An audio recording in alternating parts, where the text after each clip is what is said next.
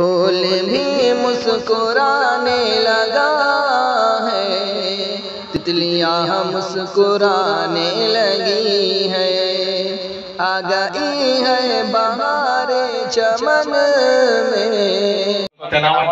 तब्दील किया। उनके लड़के थे हाफिज अहमद साहब, बड़े आलिम थे लेकिन मशहूर हो गए थे हाफिज साहब, हाफिज अहमद साहब। उन्होंने कारी तैयब साहब रहमतुल्लाह अलैह को एक दिन दारुल देवबंद के दफ्तर में बुलाया और कारी तैयब साहब का मामला ये था 15 साल में दारुल देवबंद के मोहतम 15 साल मोहम्मद शाह कश्मीरी इस्तीफा के लड़कों की हुकूमत से मैं इस्तीफा देता हूँ, भावल चले गए।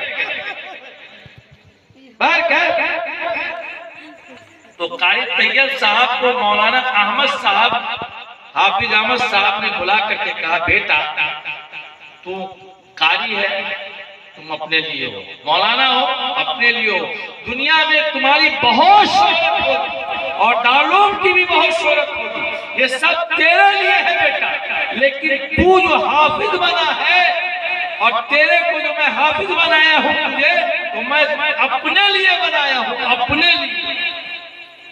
क्योंकि यही बात हमको मौलाना कासिम नानौतवी ने कहा था कि ए अहमद तुमको जो हाफिज बनाया है हमने, तो मैं अपने लिए बनाया हूँ। इसलिए हमने देखा कि मौलाना कासिम नानौतवी रहमतुल्लाह अलैह ने हाफिज होने को बड़ा मकाम समझा, तो मैं अपने नाम के साथ कभी भी जिंदगी में मौलाना नहीं लगने दिया, हाफिजी से कम चला। हाफिज अल्लाह का नाम है, अल्लाह हाफिज है। जब बंदा कुरान पाक में 30 पारों को अपने सीने में उतार लेता है तो वो भी हाफिज कहलाता है। किताबों में जो सबसे अफजल है उसे कुरान कहते हैं, इसे जिसने उतारा है उसे रहमान कहते हैं। सजा ले इनके 30 पारों को जो अपने सीनों में जमाना भर में इनको हाफिज कुरान, जमाना भर में इनको हाफिज कुरान कहते हैं। तो कुरान के हिफ्ज को इतना आला, इतना बाला, इतना निराला, इतना मोहतम शान समझा। मेरे आका ने भी फरमाया कि सुन लो अशराफ उम्मती हमलतुल कुरान, मेरे उम्मत का सबसे ज्यादा शरीफ और सबसे ज्यादा मुकद्दस और सबसे ज्यादा बाइज्जत और सबसे ज्यादा मोहतरम और सबसे ज्यादा काबिल कद्र वो है जिसके सीने में 300 पाक कुरान है। हमलतुल कुरान, कुरान को उठाए हुआ है। कुरान करीम आका फरमाते हैं अल कुरान हुज्जतुल लका औ अलैक, कुरान कल तुम्हारे साथ होगा या तुम्हारे खिलाफ होगा।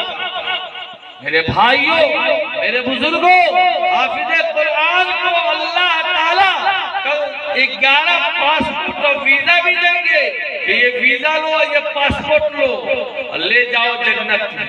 किसको? जिसके ऊपर जहन्नम वाजिब हो गई, वजबत लहुम वजबत कुल्लुहुम अन्नार, तमाम के लिए जहन्नम वाजिब हो गया होगा।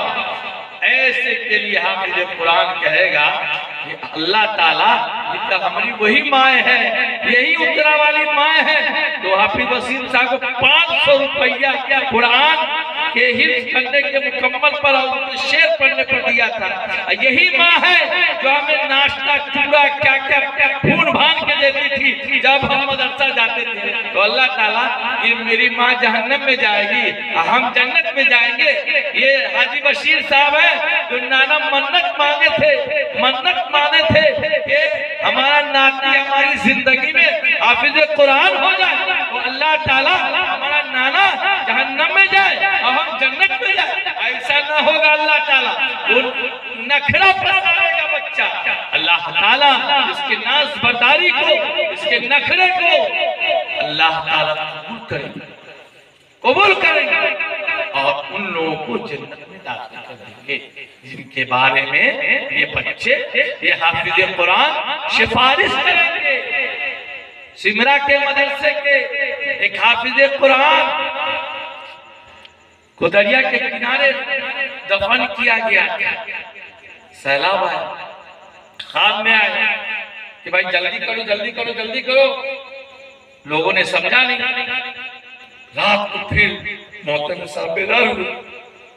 बेदार होने के बाद देखा कि वो सैलाब का पानी आ गया और हजरत की कब्र कट रही है, तो जल्दी जल्दी कब्र खोदा तो देखे कि 55 साल के बाद वो हाफिज कुरान का कफन ऐसे ही ताजा है जैसे कि अभी अभी कफन दिया गया। खुशबू भी बाकी है, कफन की तरह ताजगी भी बाकी है, और काफूर का वो हिस्सा जो मैयत के सर और सजदे की जगह पे लगाए जाते हैं वो भी बाकी।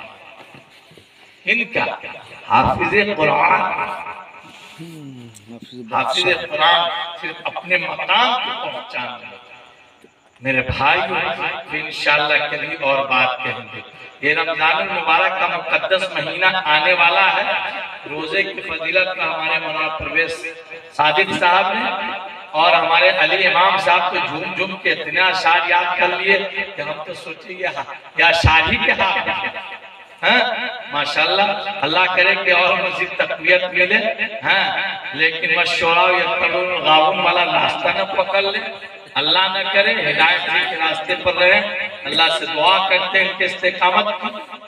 रमजानुल मुबारक के महीने में यूपी के अंदर आज से 4 साल या 5 साल पहले का वाकया है। एक बस का कंडक्टर जो सरकारी मुलाजिम था, उसने कहा कि नहीं, हम रोजा ही में पिया था मुसलमान था ही मना। कहा नहीं, हम शादी करेंगे तो रमजान में करेंगे। और सब जितना खुजरा है सब खुजरे पार्टी को जाएंगे। कभी कभी अल्लाह को गैरत दिलाना, अल्लाह के को चैलेंज करना होता है। हम गुनहगार हैं, फिर और दिन में अल्लाह के दावे करता था, कहता था अना रब्बुकुमुल आला, मैं सबसे बड़ा हूं। लेकिन रात को अल्लाह से राब्ते में रहता था। इसलिए फिरौन 300 साल की उम्र पाया, एक मरतबा भी दर्द सर नहीं पाया। बीमारी तो दूर, 300 साल की उम्र में भी फिरौन को कभी दर्द सर नहीं हुआ। तो और ये बीमार होता तब तुम्हें बंदा होता तो वो दिन में खुदाई का दावा करता और रात को सर्व सुजूद होता अल्लाह के सामने। लेकिन कुफ्र और ईमान मामला गर्व। तो मेरे भाइयों, मेरे बुजुर्गों, मेरे दोस्तों, मेरे भाइयों, तो अल्लाह की गैरत को कभी चैलेंज करना बहुत बुरा होता है। उसने कहा कि हम रमजान में हम उलमा की जमात, हमारी जमात वहां थी, हम लोग इरशादुल मुस्लिमीन के नाम से एक जमात चलाते थे और तमाम उलमा उसमें होते थे। और ऐसी आबादी में जैसे उत्तरा गांव मुसलमानों की आबादी कम है, तो यहाँ हम अपने पैसे से जलसा करवाते और बेहतरीन वसीम जमाली, अशफाक करीमी और तमाम रहीमी सबको लिया और अपने उलमा 200 100 रुपया उसमें चंदा दिया। और खाने का भी गांव वाले को दावत भी करते, पहले खिलाओ उसके बाद हिलाओ, तो ससुर सो जाए, खिलाते समझ गए, पहले खिलाइए उसके बाद हिलाइए। माँ जो दावत कर देती 25 किलो पुलाव बना करके, तो ये लोग सोते नहीं, जागते रहते, समझ गए ना। पेटू उम्मती हो गई, ईमान की फिक्र नहीं। बहरहाल तो हम लोग का मामला यही था। तो हम लोग जाकर के उसके गांव में प्रोग्राम समझाया, तो कहे चाहे मौलाना लोग कितनों बोले 3 रात की तकलीफ करे, लेकिन हम नहीं समझे ना। उल्टे ही चाल चलते हैं, दीवाने गाने इश्क आंखों को बंद करते हैं दीदार। ससुरा देखना न पड़ेगा, नाबीना होकर किसका दीदार हो, तो का बिया करके रहे। एक मौलाना साहब है अभी भी जिंदा, मौलाना अजीमुल्लाह साहब हमारे उस बज़्म के उस मजलिस के सेक्रेटरी थे। उन्होंने कहा कि सुन लो, अल्लाह की गैरत को अगर चैलेंज करते हो तो अल्लाह भी दिखा देगा, अल्लाह भी अपना करिश्मा दिखाएगा। चले जितना खुजरा था 100 की जगह पर 300 बना, 7 बस लिया है सरकारी, 7 बस ले गया। कहाँ ले गया? लखनऊ शहर में। अल्लाह की भी फैशन वाली थी, नाम की मुसलमान थी। बहरहाल शादी, बारात गई, बारात के लोग गए और खा पी चले गए। रात को जब लड़का लड़की के पास गया तो अचानक आधे घंटे के बाद ऐसी चीख लड़के के कमरे से आई जैसे गधा जो मिमिया, वैसे मिमिया की आवाज। गांव के लोग पहुंचे, माँ बाप पहुंचे, मोहल्ले के लोग पहुंचे। क्या हुआ? क्या हुआ? पीठ की पूरी मर्दाना नस में आग लगी, रीढ़ की हड्डी चल रही है। लोगों ने हाथ डाला तो वाकई गरम। डॉक्टर आए, 1 नहीं 2 3 इंजेक्शन पर इंजेक्शन दे रहे हैं, लेकिन कोई मसले का हल नहीं निकल रहा है। इसलिए कि अल्लाह का कुरान कहता है इन्ना अज़ाबी लशदीद, कि मेरा अज़ाब बहुत सख्त है। दुनिया का कोई डॉक्टर और दुनिया की कोई दवा और दुनिया का कोई मरहम और दुनिया का कोई हकीम अगर उस अज़ाब को टालने की कोशिश करे तो हो नहीं सकता। इन्ना अज़ाबी लशदीद, मेरा अज़ाब बहुत सख्त है। सोई देते रहे, मर्द बढ़ता ही गया और बेचैन होता गया। माँ ये बेआब तरीके से जैसे मछली को पानी से निकाल दो तो कैसे तड़पती है, वैसे तड़प रहा था। लोगों ने कहा कि इसको बड़े हॉस्पिटल ले चलो, खलीलाबाद के अंदर पहुंचाया गया। तो डॉक्टर ने मशीन लगाई तो कहा कि जितनी इसकी मर्दानगी की नस होती है सारी नस जल गई।